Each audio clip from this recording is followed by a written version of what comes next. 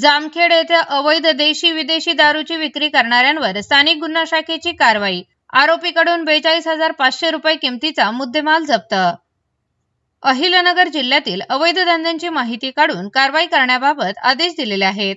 सदर आदेशानुसार पोलीस निरीक्षक किरण कुमार कबाडी यांच्या नेतृत्वाखाली स्थानिक गुन्हा शाखेचे पोलीस उपनिरीक्षक समीर अभंग, पोलीस अंमलदार संतोष साबळे, श्यामसुंदर जाधव यांचे पथक तयार करून सदर पथकास जामखेड तालुक्यातील अवैध धंद्यांची माहिती काढून कारवाई करण्याबाबत सूचना देऊन रवाना करण्यात आले।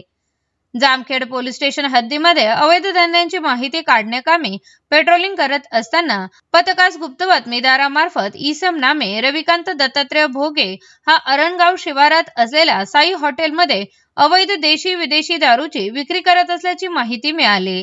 त्यानंतर पथकाने मिळालेल्या माहितीनुसार हॉटेल साई येथे जाऊन छापा टाकून इसम नामे रविकांत दत्तात्रय भोगे यास ताब्यात घेऊन त्याच्या कब्जातून देशी विदेशी दारू असा एकूण 42,500 रुपये किमतीचा मुद्देमाल जप्त करण्यात आला आहे।